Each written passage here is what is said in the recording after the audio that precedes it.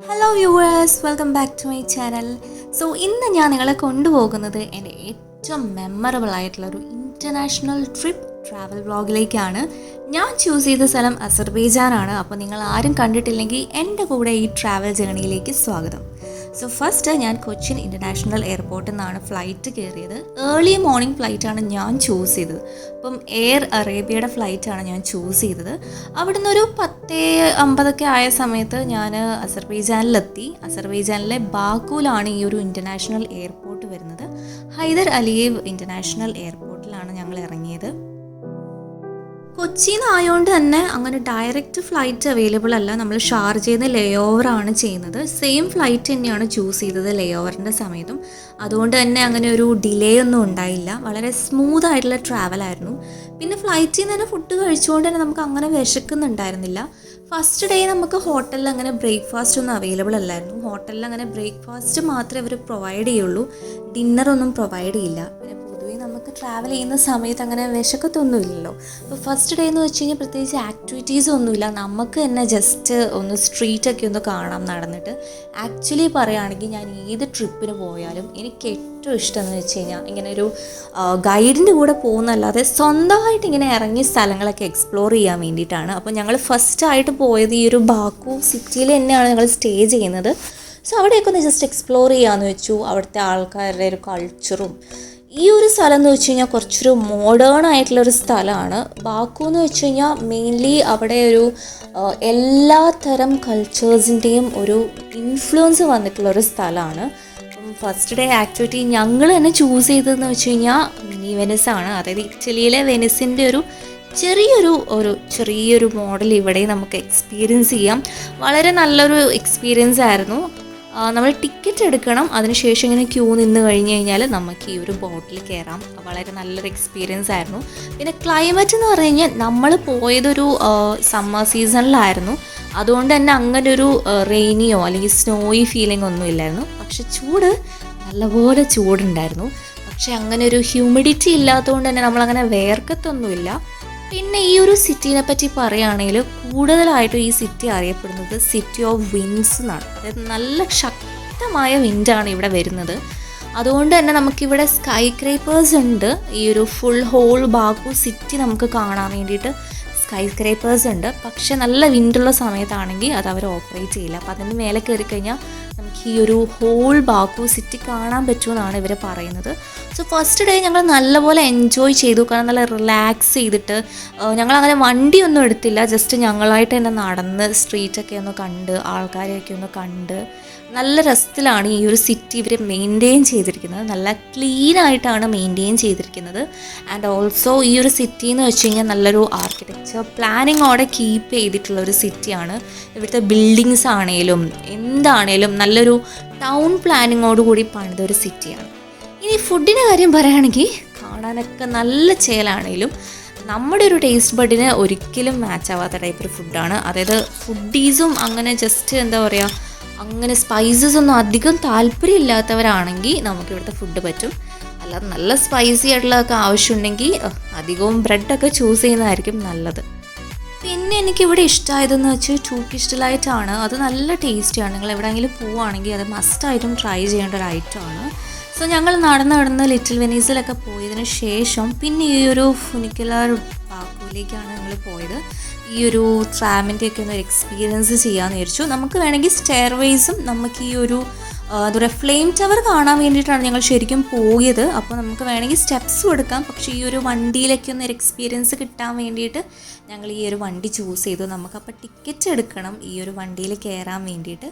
അല്ലെങ്കിൽ നമുക്ക് സ്റ്റെയർസും യൂസ് ചെയ്യാം. അത്രയധികം ഡിസ്റ്റൻസ് ഒന്നും ഇല്ല. പക്ഷേ എന്തായാലും ഞങ്ങളുടെ കൂടെ ക്യൂവിലുണ്ടായിരുന്നതും ബസ്സിലുണ്ടായിരുന്നതൊക്കെ ഫുൾ ഇന്ത്യൻസ് ആയിരുന്നു. എനിക്ക് തോന്നുന്നു ആ ഒരു സമയത്ത് ഇന്ത്യൻസൊക്കെ ഇവിടെയൊക്കെ ഒന്ന് ട്രാവൽ ചെയ്യുന്നൊരു സമയമാണെന്ന് തോന്നുന്നു.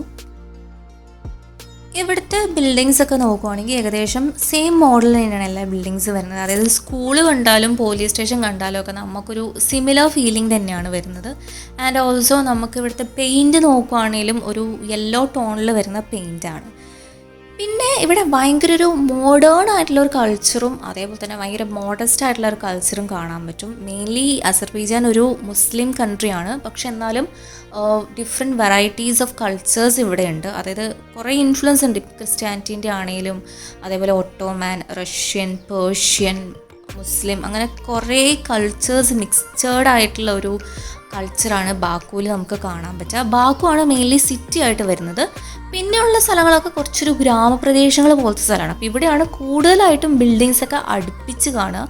ഈ ഒരു സിറ്റി ഒരു റിച്ച് ആയിട്ടുള്ള ആൾക്കാർ മെയിൻലി സ്റ്റേ ചെയ്യുന്ന ഒരു സ്ഥലമാണ്. കാരണം എന്ന് വെച്ച് കഴിഞ്ഞാൽ കൂടുതലായിട്ടും അസർബൈജാനിൽ റിച്ച് ആയിട്ടുള്ളത് ഈ നാച്ചുറൽ ഗ്യാസും അതേപോലെ ഓയിൽസുമാണ്. അപ്പം ബാക്കിയുള്ള സ്ഥലങ്ങളിലൊക്കെ അങ്ങനെ ഓയിലും നാച്ചുറൽ ഗ്യാസൊക്കെ എടുക്കുന്ന ഒരു സ്ഥലമായതുകൊണ്ട് അവിടെയൊന്നും അധികം വീടുകളില്ല. പക്ഷേ മെയിനായിട്ടും റിച്ചായ ആൾക്കാരും അതേപോലെ തന്നെ കോർപ്പറേറ്റ് ഓഫീസുകളും ഒക്കെ വരുന്നത് ഈ ഒരു ബാക്കു സിറ്റിയിലാണ്. അതുകൊണ്ട് തന്നെ വെൽ പ്ലാൻഡ് ആയിട്ടുള്ള ഒരു സിറ്റിയാണ്. ഞങ്ങളിങ്ങനെ സ്ട്രീറ്റൊക്കെ കണ്ട് വന്നപ്പോഴത്തേനും ഏകദേശം വൈകുന്നേരം ആയി. ഈ ഒരു സ്ഥലത്താണ് നമുക്ക് ആ ഒരു ഫ്ലെയിം ടവർ കാണുക. നമുക്ക് ആ ഒരു ഫ്ലെയിം ടവർ കാണുന്ന സമയത്ത് അവിടുത്തെ ആ ബിൽഡിങ്സിൽ നമുക്കിങ്ങനെ ഒരു ലൈറ്റിൽ ഇങ്ങനെ ആൾക്കാർ നടക്കുന്ന പോലത്തെ ഒരു എന്താ പറയുക, അങ്ങനത്തെ സ്റ്റൈലിലൊക്കെ ഇത് കാണാൻ പറ്റും. അപ്പോൾ ഇവിടെ ആൾക്കാരിങ്ങനെ ജസ്റ്റ് കളിക്കുകയും അവിടെ ഇങ്ങനെ റെസ്റ്റ് എടുക്കുകയൊക്കെ ചെയ്യും. വളരെ പീസ്ഫുൾ ആയിട്ടുള്ളൊരു സിറ്റിയാണ് ഈ ബാക്കു എന്ന് പറയുന്നത്. ഇതിൻ്റെ അടുത്ത് തന്നെ മോസ്കോ ഉണ്ട്. ഞാനിതിൻ്റെ ഒരു നൈറ്റ് ലൈഫ് കാണിച്ചു തരാം. നമുക്ക് ഒട്ടും അങ്ങനെ ടെൻഷനൊന്നും വരത്തില്ല. ഞാൻ ഈ ഒരു ട്രിപ്പിന് മുന്നേ ഞാൻ ജസ്റ്റ് റിസർച്ച് പോലെയൊക്കെ നടത്തിയപ്പം പിക്ക് പോക്കറ്റേഴ്സ് ഉണ്ടാവും, അല്ലെങ്കിൽ നമ്മുടെ കയ്യിൽ നിന്ന് പൈസ തട്ടും എന്നൊക്കെ കുറേ പറഞ്ഞിട്ടുണ്ടെങ്കിലും ഞങ്ങളൊരു ഗ്രൂപ്പ് ട്രിപ്പ് പോലും അല്ല പോയത്. പക്ഷെ എന്നാലും എനിക്ക് അങ്ങനത്തെ ഒരു എക്സ്പീരിയൻസും ഇവിടെ വന്നിട്ട് ഈ ഒരു സ്റ്റേ ചെയ്ത 5 ദിവസവും അങ്ങനത്തെ ഒരു എക്സ്പീരിയൻസും ഫീൽ ചെയ്തില്ല. വളരെ ഒരു കാം ആയിട്ടുള്ള സിറ്റിയാണ്. പിന്നെ പറഞ്ഞു കേട്ടതെന്ന് വെച്ച് കഴിഞ്ഞാൽ ബാക്കു ഏറ്റവും കൂടുതൽ നൈറ്റ് ലൈഫ് നല്ല അടിപൊളിയാണെന്നാണ്. കുറേ എന്താ പറയുക, ഡാൻസിങ്ങും പാർട്ടിങ്ങും ഒക്കെ ഉള്ളൊരു സിറ്റിയാണ് ഈ ബാക്കു സിറ്റി വരുന്നത്.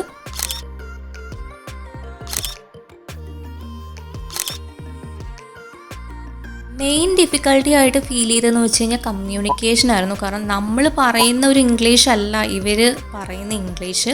അതുകൊണ്ട് ഞങ്ങളിപ്പോൾ ഇംഗ്ലീഷിൽ പറഞ്ഞു കഴിഞ്ഞാലും അവർക്ക് മനസ്സിലാവില്ല, അവർ ഇംഗ്ലീഷ് തിരിച്ചു പറഞ്ഞാലും ഞങ്ങൾക്ക് മനസ്സിലാവില്ല. ലാസ്റ്റ് ഞങ്ങൾ ഗൂഗിൾ ട്രാൻസ്ലേറ്ററൊക്കെ എടുത്ത് ഗൂഗിൾ ട്രാൻസ്ലേറ്ററിലാണെങ്കിലും പ്രൊണൗൺസ് ചെയ്യുന്ന ആ ഒരു ഭാഗമില്ല, ജസ്റ്റ് എഴുതി കാണിക്കുക മാത്രമേ ഉള്ളൂ. അതുകൊണ്ട് ഞങ്ങൾ പിന്നെ ലാസ്റ്റ് ടൈപ്പ് ചെയ്ത് അസർബൈജാൻ ലാംഗ്വേജിലേക്ക് കൺവേർട്ട് ചെയ്ത് അവരെ കാണിച്ച് അങ്ങനെയൊക്കെയാണ് ഞങ്ങൾ ഈ ഒരു 5 ദിവസം തള്ളി നീക്കിയത്. ഫസ്റ്റ് ഡേയിലെ വിസിറ്റൊക്കെ പെട്ടെന്ന് തീർന്നു. കുറേ നടന്നുകൊണ്ടാണോ എന്നറിയില്ല, സമയമൊക്കെ പെട്ടെന്ന് തീർന്നു. പക്ഷെ തിരിച്ച് നടക്കാനുള്ളൊരു ഓപ്ഷൻ ഇല്ലാത്തതുകൊണ്ട് ഞങ്ങൾ പിന്നെ ടാക്സി വിളിക്കുകയാണ് ചെയ്തത്. എത്രയാണെന്ന് വെച്ചാൽ നടക്കുക.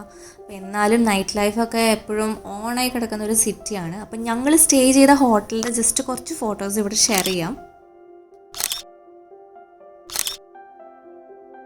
സോ സെക്കൻഡ് ഡേ ഇങ്ങനെയാണ് സ്റ്റാർട്ട് ചെയ്തത്. ഇതാണ് ഞങ്ങളുടെ ബ്രേക്ക്ഫാസ്റ്റ് കഴിക്കുന്ന ഏരിയ. കാണാൻ നല്ല അടിപൊളിയാണ്. അപ്പോൾ ഇങ്ങനെ ഒരു ഐറ്റംസൊക്കെ ആയിരുന്നു കഴിക്കാൻ. എല്ലാ ഡേയ്സും ഇതൊക്കെ തന്നെയായിരുന്നു ഐറ്റംസ് ഉണ്ടായിരുന്നത്. ഞാൻ മെയിൻലി ഓട്സിലും ഫ്രൂട്ട്സിലൊക്കെയാണ് അഡ്ജസ്റ്റ് ചെയ്തത്. അപ്പോൾ ഈ ഒരു ഏരിയ നല്ല ബ്യൂട്ടിഫുൾ ആണ് കേട്ടോ കാണാൻ വേണ്ടിയിട്ട്. ഞാൻ നല്ലപോലെ എൻജോയ് ചെയ്തൊരു സ്ഥലമാണ്. ഈവൻ ബുക്സ് വരെ നമുക്കവിടെ റീഡ് ചെയ്യാനുണ്ട്. അധികവും അവരെ ഭാഷയിലുള്ള ബുക്സ് ആയതുകൊണ്ട് ഞങ്ങൾക്ക് അങ്ങനെ വായിക്കാൻ കിട്ടിയില്ല. പക്ഷെ നല്ല കളർഫുള്ളായിട്ടുള്ള ഓൾഡ് വിൻറ്റേജ് ബുക്സൊക്കെ അവൈലബിൾ ആയിരുന്നു. അപ്പം ഞാൻ ജസ്റ്റ് ഒന്ന് കാണിച്ചു തരാം. ഈ ഒരു വണ്ടിയിലൊക്കെ ഇരുന്ന് കഴിഞ്ഞാൽ നമുക്ക് ഈ ഒരു സിറ്റി നല്ല പോലെ എൻജോയ് ചെയ്യാം. ഇവിടുത്തെ വണ്ടികളൊക്കെ നോക്കിക്കഴിഞ്ഞ് കഴിഞ്ഞാൽ അധികവും കൂളിംഗ് ഗ്ലാസ് ആണ്. നമുക്ക് അങ്ങനെ വെയിലൊന്നും എടുക്കില്ല. കാരണം സമ്മർ സീസൺ ആവുന്ന സമയത്ത് നല്ലപോലെ വെയിലൊക്കെ അടിക്കും. പക്ഷെ എന്നാലും നല്ല ക്ലിയർ ആയിട്ടുള്ള ഗ്ലാസ് ആണ്. നമുക്ക് വ്യൂ ഒക്കെ, ഞാനിതിപ്പോൾ ഒരു കൂളിംഗ് ഗ്ലാസിൻ്റെ ഉള്ളിൽ കൂടി എടുക്കുന്നതെന്ന് കണ്ടാൽ തോന്നുന്നു. നല്ല ക്ലിയർ ആയിട്ടുള്ളൊരു വിഷൻ അല്ലേ. നമ്മൾ നോക്കുകയാണെങ്കിൽ നല്ല ക്ലീൻ ആയിട്ടുള്ള സിറ്റിയാണ്. പിന്നെ ഞാനിങ്ങനെ നോക്കുന്ന സമയത്താണ് ഇവിടെ റോഡ് റേസിൽ നടക്കുന്ന ഒരു റോഡാണിത്. കാരണം ഫുൾ അങ്ങനത്തെ ബാനേഴ്സൊക്കെ ഉണ്ട്. അതേപോലെ അത് കാണാൻ വേണ്ടിയിട്ട് അവിടെ ഇവിടെയൊക്കെ ആയിട്ട് ഇതേപോലെ സിറ്റിങ്സും അറേഞ്ച് ചെയ്തിട്ടുണ്ട്. ഫസ്റ്റ് ഞങ്ങൾ പോയത് ഡെന്നിസ് മാളിലേക്കാണ്. നമ്മുടെ ലുലു മാളൊക്കെ കമ്പയർ ചെയ്യുന്ന സമയത്ത് ഇതൊരു ചെറിയ മോളാണ്. പിന്നെ നമുക്കൊന്നും വാങ്ങാനുള്ളതില്ല, കാരണം നല്ല എക്സ്പെൻസീവാണ്. ഒരു ചെറിയ മാളായിട്ടാണ് എനിക്ക് തോന്നിയത്. ഇവിടുന്ന് ഞങ്ങൾ റീലൊക്കെ എടുക്കാൻ നോക്കിയിട്ടുണ്ടായിരുന്നു. പക്ഷേ ഇവിടുത്തെ കാറ്റൊരു രക്ഷയില്ലായിരുന്നു. മുടിയൊക്കെ പാറി എന്താ പറയുക, ആ ട്രൈപോഡ് തന്നെ വീണു തോന്നുന്നത്. അതുകൊണ്ട് പിന്നെ ഞങ്ങൾ ആ റീൽസ് എടുക്കുന്ന പരിപാടി ഇവിടുന്ന് നിർത്തി. ഇതാണ് ഈ ഒരു ഡെന്നിസ് മോൾ. ഇവിടെ എല്ലാവരും എനിക്ക് തോന്നുന്നു ട്രിപ്പിന് വരുന്ന സമയത്ത് എല്ലാവരും കാണുന്നൊരു സൈറ്റാണ് ഈ ഡെന്നിസ് മോൾ എന്ന് പറയുന്നത്. ഇവിടുത്തെ ഒരു ഫേമസ് മോളാണ്. ഇതൊക്കെ കണ്ടിരിക്കാൻ നല്ല രസമായിരുന്നു. പിന്നെ ഇവിടുത്തെ ജ്വല്ലറീസൊക്കെ കാണുമ്പം നല്ല രസമാണ്. പിന്നെ ഡ്രസ്സിൻ്റെ സെക്ഷനിലൊക്കെ പോയി കഴിഞ്ഞ് കഴിഞ്ഞാൽ വെച്ച് കഴിഞ്ഞാൽ ഇങ്ങനെ ഒരു കളർഫുള്ളായിട്ട് കളർഫുള്ളായിട്ടുള്ള അങ്ങനെയൊന്നുമില്ല, ഭയങ്കര പ്ലെയിൻ ആയിട്ടുള്ള കളേഴ്സൊക്കെയാണ് ഇവർ പ്രൊവൈഡ് ചെയ്യുന്നത്. പിന്നെ ജ്വല്ലറീസൊക്കെ നോക്കിയ സമയത്ത് അത്യാവശ്യം നല്ല റേറ്റ്, ഇവിടെ എല്ലാത്തിനും തന്നെ നല്ല റേറ്റ് ആട്ടോ. ഒരു ചെറിയ കപ്പ് ചായക്ക് വരെ നല്ലപോലെ റേറ്റ് ആവും. അതുകൊണ്ട് തന്നെ ഞങ്ങൾ ജസ്റ്റ് വെള്ളത്തിലൊക്കെ അഡ്ജസ്റ്റ് ചെയ്ത് അങ്ങ് ജീവിച്ചു. കാരണം നമുക്ക് സർവൈവ് ചെയ്യാനുള്ള പൈസ നമ്മൾ കീപ്പ് ചെയ്യണമല്ലോ.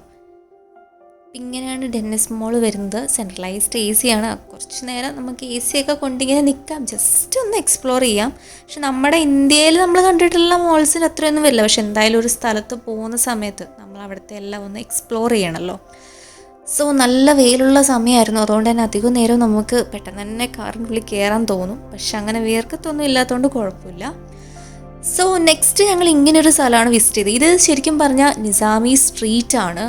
നല്ലപോലെ കുറേ നടന്ന് കാണാണ്ട് എന്താ പറയുക, കുറേ ഗാർഡൻസ് ഒക്കെ ആയിട്ട് ഇവിടുത്തെ പാർക്കിംഗ് ഒക്കെ നോക്കുവാണെങ്കിലും നല്ല ക്ലീൻ ആയിട്ടുള്ളൊരു സ്ഥലമാണ്. ബിൽഡിങ്സ് ആണെങ്കിലും ഇവർ നല്ല ടൗൺ പ്ലാനിങ്ങോടുകൂടി പണിതാണെങ്കിലും എന്താ പറയുക, ഒരു പഴയ ആർക്കിടെക്ചർ മോഡലിലൊക്കെ കീപ്പ് ചെയ്ത് നമുക്ക് ഈ ഒരു സ്ഥലം നമുക്ക് നല്ലപോലെ എക്സ്പ്ലോർ ചെയ്യാനുണ്ട്. കുറേ ആർക്കിടെക്ചറൽ വെറൈറ്റീസൊക്കെ കാണാം. പിന്നെ ഗാർഡനൊക്കെ ആണെങ്കിലും എന്ത് ബ്യൂട്ടിഫുള്ളാണെന്നറിയാം. നമുക്ക് ആ വെച്ച് പിടിപ്പിച്ച പുല്ലും അവിടെ ജസ്റ്റ് റോസിൻ്റെയൊക്കെ കുറേ വെറൈറ്റീസൊക്കെ ഉണ്ടായിരുന്നു.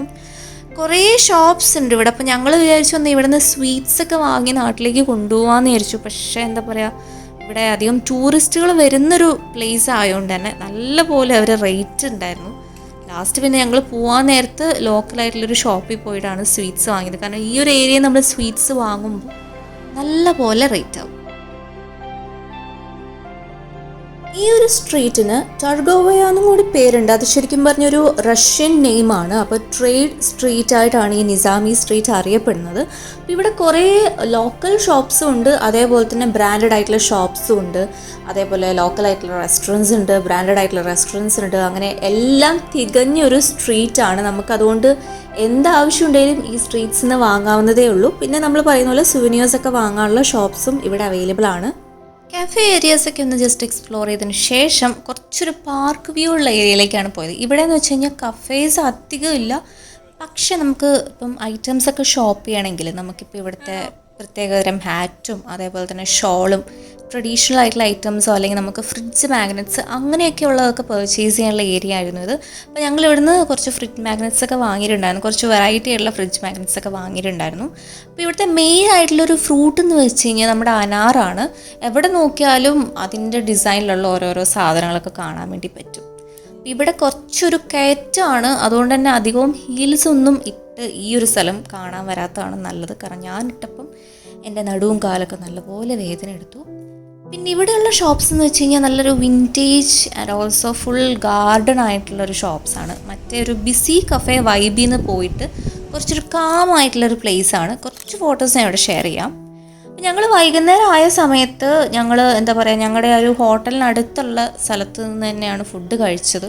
കാരണം ഡിന്നറില്ലല്ലോ, അതുകൊണ്ട് ഞങ്ങൾ കഴിച്ചത് ഒരു ഷവർമയും അതേപോലെ ഒരു ബർഗറും ആയിരുന്നു. അത്യാവശ്യം നല്ല ടേസ്റ്റി ആയിട്ട് ഞങ്ങൾക്ക് ഫുഡ് കഴിച്ചതായിട്ട് ഫീൽ ചെയ്തത് ആ ഒരു ഷവർമയും അതേപോലെ ബർഗറും ആയിരുന്നു. അപ്പോൾ അവിടുത്തെ തന്നെ ഓത്തൻറ്റിക് ടേസ്റ്റ് കിട്ടാൻ വേണ്ടി McDonald's ഒക്കെ ഉണ്ടായിരുന്നെങ്കിലും അവിടുത്തെ തന്നെ ഒരു ഷോപ്പിൽ കയറി ടേസ്റ്റ് ചെയ്യാമെന്ന് വെച്ചു. പക്ഷേ അത്യാവശ്യം നല്ലൊരു ഷവർമയും അതേപോലെ തന്നെ ബർഗറും ആയിരുന്നു. നെക്സ്റ്റ് അതിനടുത്തായിട്ട് തന്നെ ഒരു പാർക്ക് ഉണ്ടായിരുന്നു. അപ്പോൾ ജസ്റ്റ് ഞങ്ങൾ തന്നെ നടന്നിട്ടൊന്ന് കാണാമെന്ന് വിചാരിച്ചു. ഇവിടെ ഇലക്ഷന് നിൽക്കുന്നവരൊക്കെ ഫോട്ടോ കണ്ടു കഴിഞ്ഞാൽ നമുക്ക് ഫിലിമിലെ ആക്ടേഴ്സായിട്ടാണ് തോന്നുക. അത്രയും നല്ല ലുക്കുള്ള ആൾക്കാരാണ് ഇവിടെ ഉള്ളത്. അതേപോലെ ഡ്രസ്സിങ് ആണെങ്കിലും ഒക്കെ നല്ല അടിപൊളി സ്റ്റൈലിഷ് ആയിട്ടുള്ള ഡ്രസ്സിങ്ങുമാണ്. ട്രിപ്പിൽ ഏറ്റവും കൂടുതൽ എക്സോസ്റ്റ് ആയി അല്ലെങ്കിൽ മടുത്തു പോയൊരു ദിവസം എന്ന് പറയുന്നത് ഈ ഒരു 3ാമത്തെ ദിവസമായിരുന്നു. മടുപ്പ് എന്ന് വെച്ച് കഴിഞ്ഞാൽ അങ്ങനെ സ്ഥലം മടുത്തോണ്ടല്ല, പക്ഷെ ട്രാവൽ ചെയ്ത് മടുത്തതാണ്. ആക്ച്വലി പറഞ്ഞു കഴിഞ്ഞാൽ ഞങ്ങൾ ഇനി പോകാൻ പോകുന്ന സ്ഥലം ഒരു വില്ലേജ് ഏരിയ ആണ്. അപ്പോൾ ഈ ഒരു സിറ്റി വൈബിൽ നിന്നൊക്കെ മാറിയിട്ട് ഒരു വില്ലേജ് ഏരിയയിലേക്കാണ് ഞങ്ങൾ പോകുന്നത്. പക്ഷെ അവിടേക്കുള്ള ദൂരം എന്ന് വെച്ച് കഴിഞ്ഞാൽ ഒരു 3.5 മണിക്കൂർ നമ്മൾ ഈ കാറിൽ ഇങ്ങനെ അങ്ങ് ഇരിക്കണം, ഒരേ ഇരിപ്പ്. അപ്പോൾ അതിനിടയിൽ ഞാൻ കുറച്ച് ഉറങ്ങിയൊക്കെ പോയി. കാരണം എന്ന് വെച്ചാൽ ഞാൻ പറഞ്ഞല്ലോ, ക്ലൈമറ്റ് എന്ന് വെച്ച് കഴിഞ്ഞാൽ നല്ല ചൂടുള്ള ക്ലൈമറ്റാണ്. അപ്പോൾ വണ്ടിയിൽ നല്ല AC ഒക്കെ ഉള്ളതുകൊണ്ട് വണ്ടിയിലിരിക്കാം, പക്ഷെ പുറത്തിറങ്ങിക്കഴിഞ്ഞാൽ നമ്മളൊരു ഡീഹൈഡ്രേഷൻ ആയിപ്പോവും. അത് മാത്രമല്ല ഈ ഒരു സിറ്റി വൈബ് നല്ലപോലെ എൻജോയ് ചെയ്ത് കഴിഞ്ഞാൽ പിന്നെ ആ വില്ലേജ് എത്തുന്നവരെ ഒരു എന്താ പറയുക, ഒരു മരുഭൂമി പോലത്തെ സ്ഥലമാണ്. മരുഭൂമി എന്ന് വെച്ച് കഴിഞ്ഞാൽ അങ്ങനെ മണലൊന്നും അല്ല, പക്ഷെ അങ്ങനെ ജനവാസ കേന്ദ്രമൊന്നും ഇല്ലാത്തൊരു ഏരിയ ആണ്. അപ്പോൾ ശരിക്കും പറഞ്ഞാൽ ഈ ഒരു ബാക്കു സിറ്റി കഴിഞ്ഞ് പിന്നെ ആ വില്ലേജിലേക്കുള്ള ആ ഒരു ഇടയിലുള്ള സമയം ശരിക്കും പറഞ്ഞു കഴിഞ്ഞാൽ നമ്മളിങ്ങനെ ചുമ്മാ കുറേ നേരം ഇങ്ങനെ സ്ഥലം നോക്കി ഇരിക്കുമെന്നല്ലാതെ പ്രത്യേകിച്ചൊന്നും കാണാനുണ്ടായിരുന്നില്ല. അപ്പം എനിക്ക് തന്നെ ഡൗട്ടാണ് ഇവിടെ എന്താ ഇങ്ങനെ ഒരു വിജനതയായിട്ടിരിക്കുന്നത്. കാരണം അങ്ങനെ വലിയ മരങ്ങളൊന്നും ഇല്ലതാനും വീടുകളും ഇല്ല, അങ്ങനൊരു ഏരിയ. അപ്പം ഞാനിങ്ങനെ ചോദിച്ചു ഡ്രൈവറിനോട് എന്താണ് ഇവിടെ ഇങ്ങനെ ആൾക്കാരൊന്നും താമസിക്കാത്തത് എന്ന് ചോദിച്ചു. അപ്പോൾ അയാൾ പറഞ്ഞൊരു റീസൺ എന്ന് വെച്ച് കഴിഞ്ഞാൽ ഇവിടെ വെള്ളം അവൈലബിൾ അല്ല. അപ്പോൾ വെള്ളം ഇല്ലാത്ത സ്ഥലങ്ങളിൽ അങ്ങനെ വീടുകളൊന്നും ആരും വെക്കില്ലല്ലോ. അതുകൊണ്ടാണ് ആ സ്ഥലമൊക്കെ ഇങ്ങനെ ഒരു ജനവാസം ഇല്ലാതെ ഇങ്ങനെ മരുഭൂമി പോലെ കിടക്കുന്നതെന്നാണ്. പക്ഷേ വില്ലേജ് ഏരിയയിലേക്ക് പോയപ്പോൾ എന്ന് വെച്ച് കഴിഞ്ഞാൽ അതൊരു സ്പെഷ്യൽ ഫീലിംഗ് ആയിരുന്നു. കാരണം ഇവിടെ ഒരു കുറച്ചും കൂടി ഒരു ചൂടുള്ള ഏരിയ ആണെങ്കിൽ നമ്മൾ ഇനി കാണാൻ പോകുന്ന സ്ഥലം എന്ന് വെച്ച് കഴിഞ്ഞാൽ നല്ലൊരു റിലാക്സ്ഡ് ആയിട്ട് നല്ലൊരു കോൾഡ് ക്ലൈമറ്റൊക്കെ ഉള്ളൊരു സ്ഥലമാണ്. അപ്പോൾ ആ ഒരു സ്ഥലം എന്ന് വെച്ച് കഴിഞ്ഞാൽ നല്ല ബ്യൂട്ടിഫുൾ ആയിട്ടുള്ളൊരു സ്ഥലമായിരുന്നു. അപ്പം നിങ്ങൾ എന്തായാലും ആ സ്ഥലം മസ്റ്റായിട്ടും ബാക്കു പോകുന്നുണ്ടെങ്കിൽ വിസിറ്റ് ചെയ്യണം. ഓൾമോസ്റ്റ് എല്ലാവരുടെയും ട്രിപ്പിൽ ആ ഒരു സ്ഥലം ഇൻക്ലൂഡഡ് ആയിരിക്കും.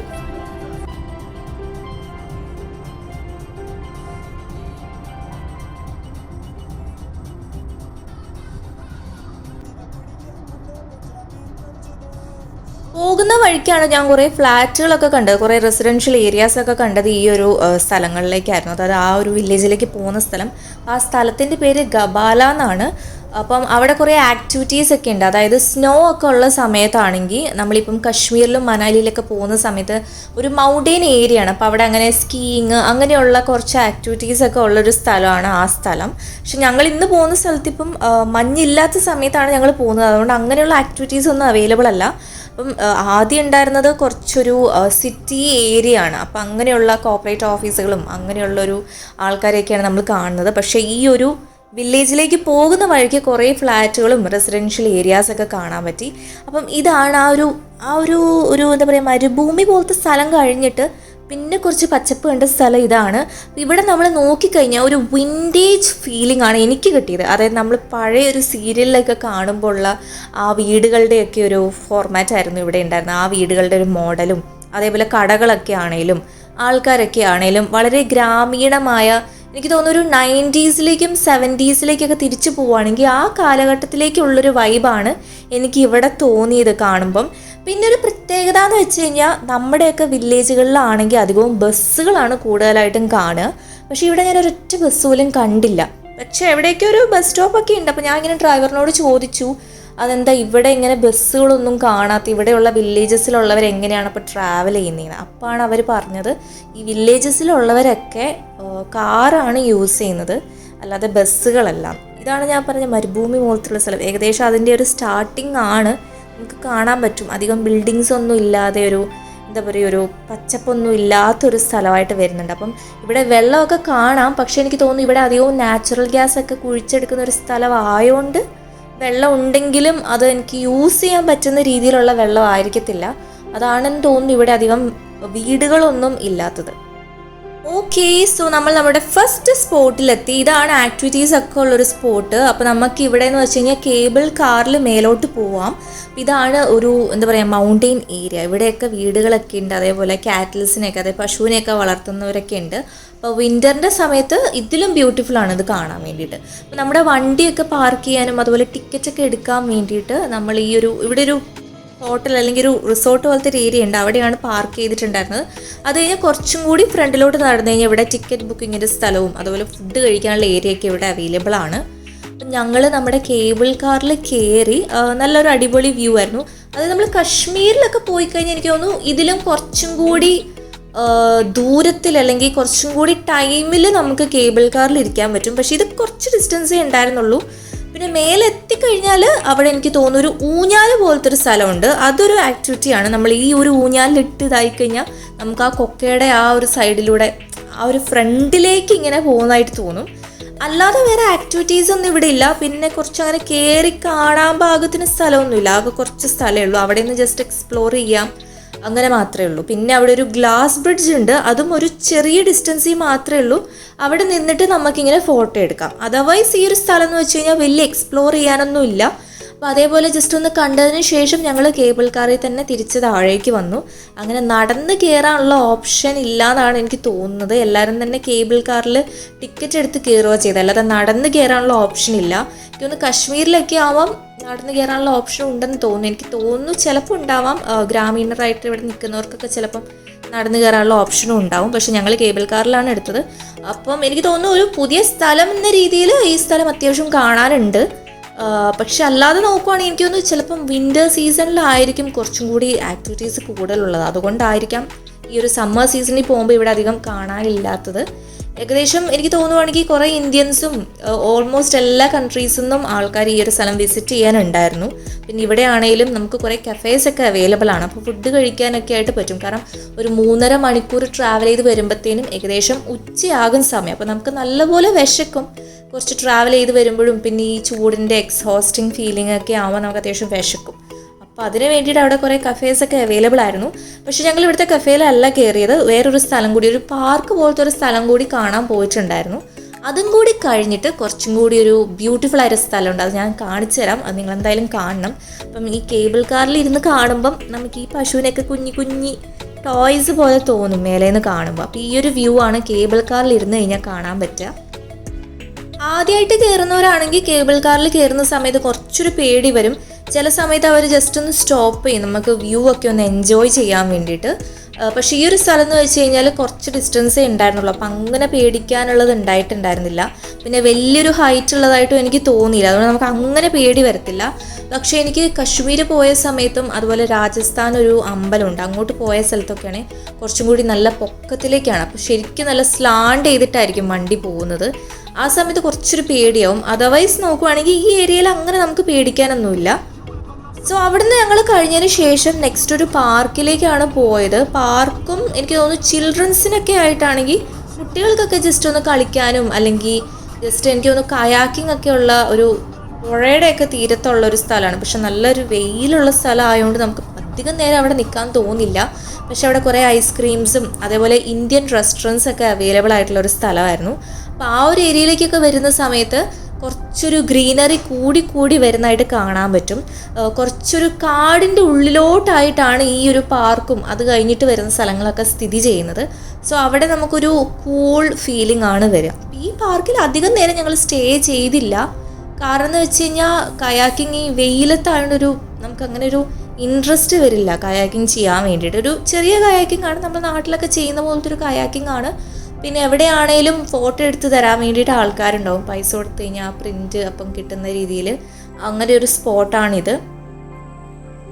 ജസ്റ്റ് റിലാക്സ് ചെയ്യാനൊക്കെ ആണെങ്കിൽ നമുക്ക് ജസ്റ്റ് ഒരു ട്രാവലിൻ്റെ ഒരു എക്സോസ്റ്റിംഗ് ഫീലിംഗ് ഒക്കെ ഒന്ന് കളയാൻ വേണ്ടിയിട്ട് ജസ്റ്റ് ചില്ല് ചെയ്യാൻ വേണ്ടിയിട്ടൊക്കെ ആണെങ്കിൽ പറ്റിയൊരു സ്ഥലം തന്നെയാണ്. അത്യാവശ്യം നല്ല വെള്ളമൊക്കെ ഉണ്ട്. അപ്പോൾ ഇവിടെ കയാക്കിങ് ചെയ്യാം. പക്ഷെ നമ്മുടെ നാട്ടിലൊക്കെ ഉള്ള പോലത്തെ ടൈപ്പ് ആയതുകൊണ്ട് ഞങ്ങൾ അങ്ങനെ കയറിയില്ല. സോ ഈ ഒരു പാർക്കിൽ അധികം സ്റ്റേ ചെയ്തില്ല. അതിനുശേഷം ഞങ്ങൾ പോകുന്നത് ഒരു വാട്ടർഫോൾസ് കാണാൻ വേണ്ടിയിട്ടാണ്.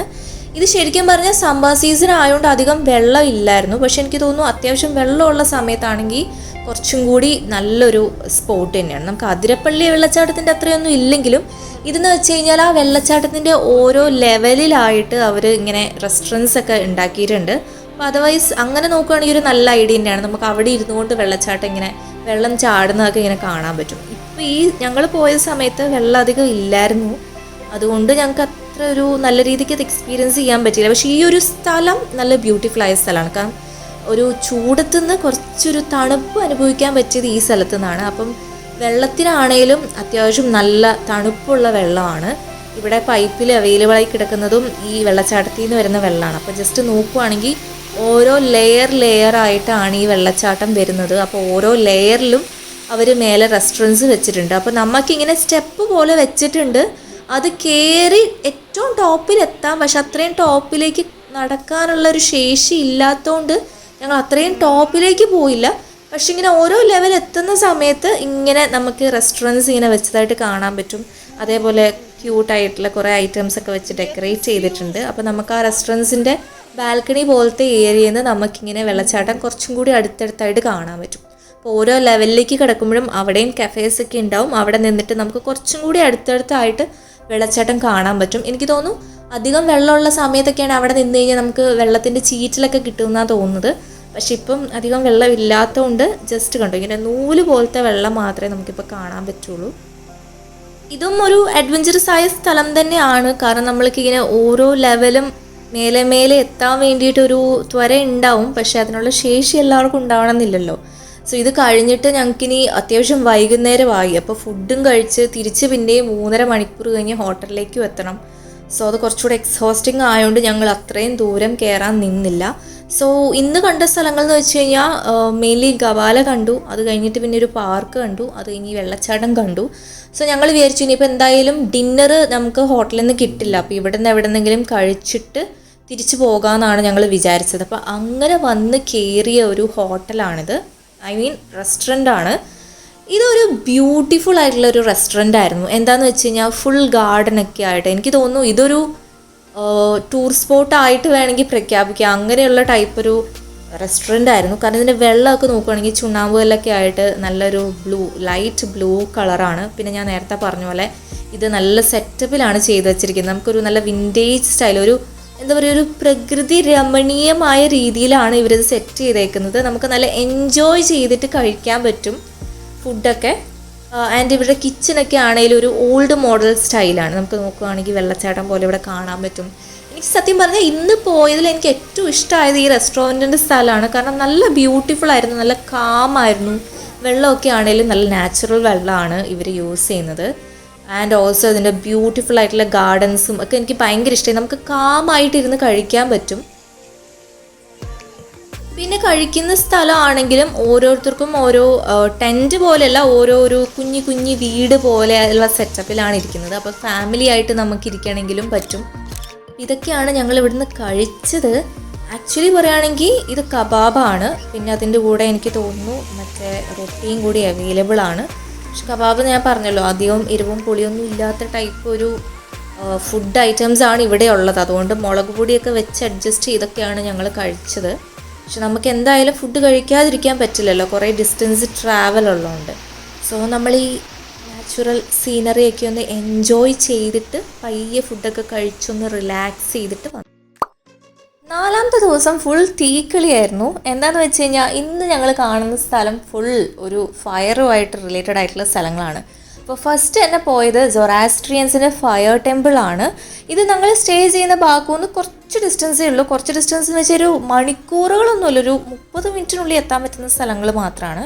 അപ്പോൾ ഈ ഓരോരോ റൂമുകളിലേക്ക് പോകുന്ന സമയത്തും നമ്മൾ സൊറാസ്ട്രിയൻസിൻ്റെ ഓരോ ജീവചരിത്രം നമുക്ക് കാണാൻ പറ്റും പ്രതിമകളിലൊക്കെ ആയിട്ട്. അപ്പം ഏറ്റവും കൂടുതൽ എനിക്ക് സർപ്രൈസിങ് ആയി തോന്നിയതെന്ന് വെച്ച് കഴിഞ്ഞാൽ ഇവിടെ ഒരു ഹിന്ദു ദൈവങ്ങളുടെ പ്രതിമകളൊക്കെ കാണാൻ പറ്റും. അതായത് ഗണപതി, അതേപോലെ നടരാജ, അങ്ങനെയുള്ളതൊക്കെ കാണാൻ പറ്റും.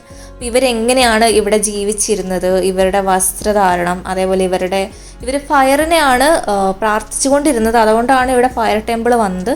അതേപോലെ ഇവർക്ക് രോഗം വന്നു കഴിഞ്ഞാൽ എങ്ങനെ ചെയ്യും, ഇവരെന്ത് ജോബ് ചെയ്തിട്ടാണ് ഇവിടെ ജീവിച്ചുകൊണ്ടിരുന്നത്, അങ്ങനെയുള്ള എല്ലാ ജീവചരിത്രങ്ങളും ഇവരിവിടെ പ്രൊവൈഡ് ചെയ്തിട്ടുണ്ട്.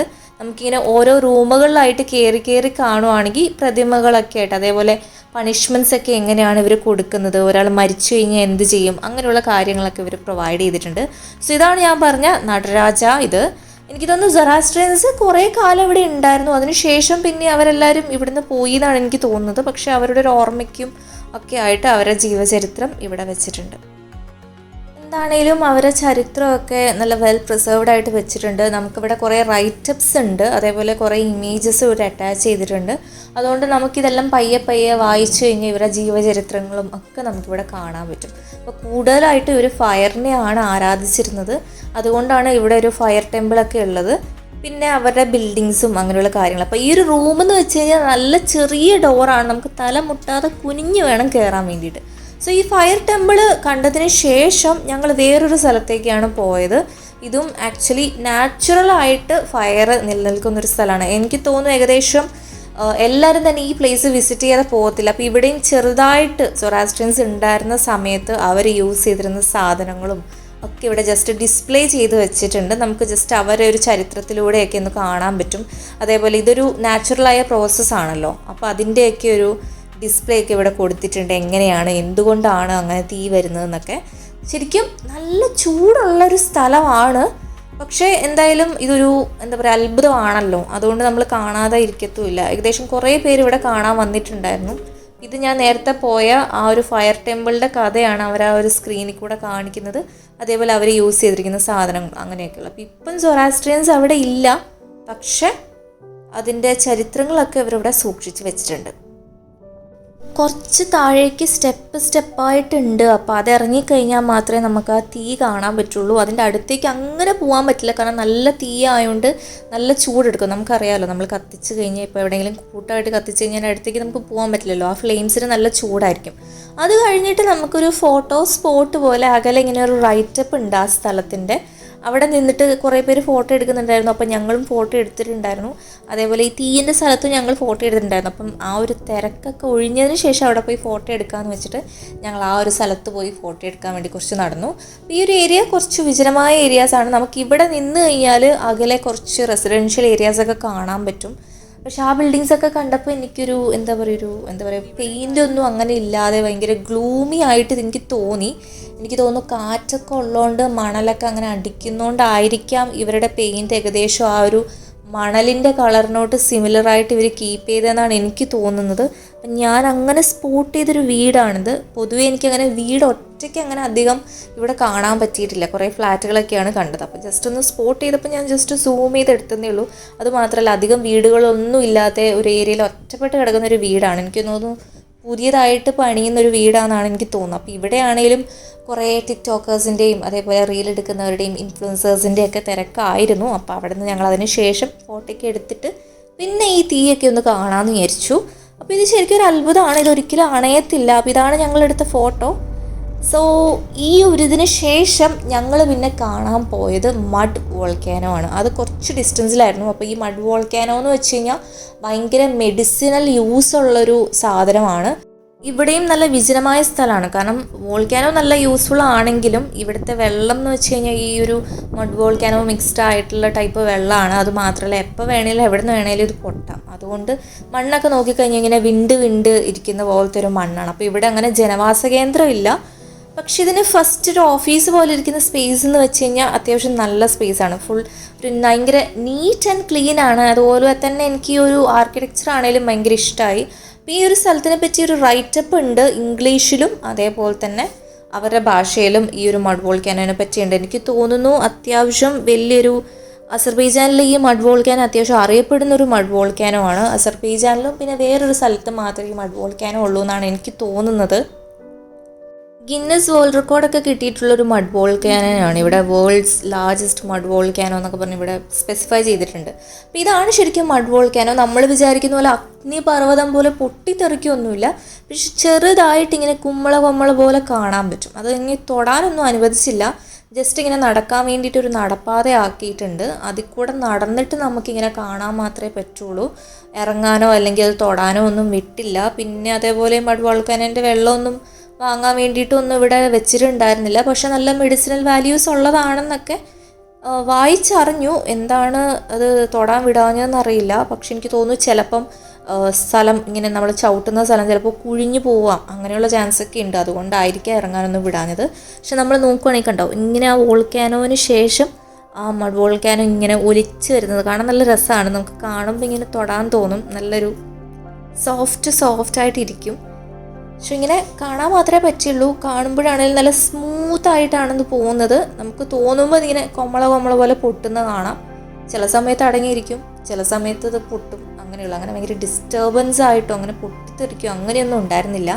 ഇതെല്ലാം കണ്ടതിന് ശേഷം, കാരണം നല്ല വെയിലായതുകൊണ്ട് നമുക്ക് അധികം നേരം അവിടെ നിൽക്കാൻ പറ്റത്തില്ല. പിന്നെ ക്യാപ്പ് അല്ലെങ്കിൽ ഒരു അംബ്രലയൊക്കെ പിടിച്ചിട്ട് പോകേണ്ടി വരും. ഞങ്ങൾ ക്യാപ്പാണ് യൂസ് ചെയ്തത്. പക്ഷെ കാറ്റ് വരുന്നതുകൊണ്ട് നമുക്ക് അധികം നേരം അംബ്രല ഇങ്ങനെ പിടിച്ച് നിൽക്കാൻ പറ്റില്ലല്ലോ. അതുകൊണ്ട് നമ്മൾ ക്യാപ്പ് പ്രിഫർ ചെയ്യുന്നതായിരിക്കും നല്ലത്. അതിനുശേഷം ഇവിടെ ഇങ്ങനൊരു അസ്ഥികൂടങ്ങളുടെ കുറേ ആനിമൽസിൻ്റെയും ബേർഡ്സിൻ്റെയും സ്നേക്സിൻ്റെ ഒക്കെ അസ്ഥികൂടങ്ങളൊക്കെ വെച്ചൊരു മ്യൂസിയത്തിലേക്ക് പോയി. ഭയങ്കര കാം ആൻഡ് സൈലൻ്റ് ആയിട്ടുള്ളൊരു മ്യൂസിയം ആയിരുന്നു. പക്ഷെ ഇതൊക്കെ ഒറിജിനൽ ആയിട്ടുള്ള സ്കെൽറ്റൻസ് ആണ്. ആനയുടെ വരെ സ്കെൽറ്റൻസ് ഇവിടെ ഉണ്ട്. അതേപോലെ ജിറാഫിൻ്റെയും ഒക്കെ സ്കെൽറ്റൻസ് ഉണ്ട്. അതേപോലെ കുറേ എണ്ണത്തിൻ്റെയൊക്കെ കൊമ്പ് വരെ ഇവിടെ വെച്ചിട്ടുണ്ട്. പിന്നെ പാമ്പിനെയൊക്കെ കുപ്പിയിലൊക്കെ ഇട്ട് വെച്ചിട്ടുണ്ട്. അതൊക്കെ ജസ്റ്റ് ഒന്ന് കാണാം. നല്ല നീറ്റ് ആൻഡ് ക്ലീൻ ആയിട്ടാണ് ഇവർ ഈ സ്കെൽറ്റൻ വെച്ചിരിക്കുന്നത്. ഫുൾ എന്താ പറയുക, ഒരു മണ്ണ് പോലും ഇല്ലാതെ നല്ല ക്ലീൻ ആയിട്ട് കീപ്പ് ചെയ്തിട്ടുണ്ട്. അതേപോലെ ഓരോ ആനിമൽസും എങ്ങനെയാണോ നിൽക്കുന്നത് ആ പൊസിഷനിൽ തന്നെ ഇവർ സെറ്റ് ചെയ്ത് വെച്ചിട്ടുണ്ട്. ഇത് അത്യാവശ്യം ജസ്റ്റ് കാണാം, AC റൂമൊക്കെയാണ്. അപ്പോൾ ജസ്റ്റ് ഒന്ന് റിലാക്സ് ചെയ്തിട്ട് കണ്ടിട്ടൊക്കെ പോകാൻ പറ്റും.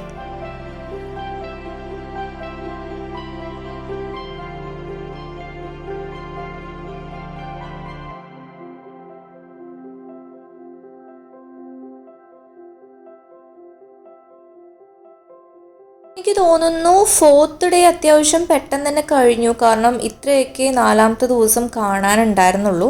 ഇതിന് ശേഷം ഇവിടെ ഒരു റെസ്റ്റോറൻറ്റ് ഉണ്ട്, അവിടെ പോയിട്ട് ഞങ്ങൾ അത്യാവശ്യം ഫുഡ് കഴിച്ചു. കബാബും അതേപോലെ ജ്യൂസൊക്കെ കുടിച്ചു. കാരണം എന്ന് വെച്ച് കഴിഞ്ഞാൽ പിന്നെ ഡിന്നർ കഴിക്കാൻ ഓപ്ഷൻ ഇല്ലല്ലോ, അതുകൊണ്ട് ഇവിടെ തന്നെ കഴിച്ചു. സോ ഇന്നാണ് ഞങ്ങളുടെ ഫൈനൽ ഡേ, അതായത് 5ാമത്തെ ദിവസം. അപ്പം ഞങ്ങൾ ശരിക്കും പറഞ്ഞാൽ 5 ദിവസവും 4 നൈറ്റ്സുമാണ് അസർബൈജാനിൽ സ്റ്റേ ചെയ്തത്. പെട്ടിയൊക്കെ പാക്ക് ചെയ്ത് ഹോട്ടലിൽ നിന്നൊക്കെ ചെക്കൗട്ട് ചെയ്തതിന് ശേഷം ഞങ്ങൾ എയർപോർട്ടിൽ എത്തുന്നതിന് മുന്നേ കുറച്ച് സ്ഥലം കൂടി ഒന്ന് വിസിറ്റ് ചെയ്യാമെന്ന് വെച്ചു. കുറച്ചെന്ന് വെച്ചാൽ അധികം ടൈമൊന്നും അങ്ങനെ സ്പെൻഡ് ആവാതെ ജസ്റ്റ് അടുത്തുനിന്ന് കാണാൻ പറ്റിയ സ്ഥലങ്ങൾ. അത് മാത്രമല്ല, ഞങ്ങൾക്ക് സ്വീറ്റ്സും അതേപോലെ ഈ അസർബൈജാനി ഫ്രൂട്ട്സൊക്കെ വാങ്ങാമെന്ന് വിചാരിച്ചു.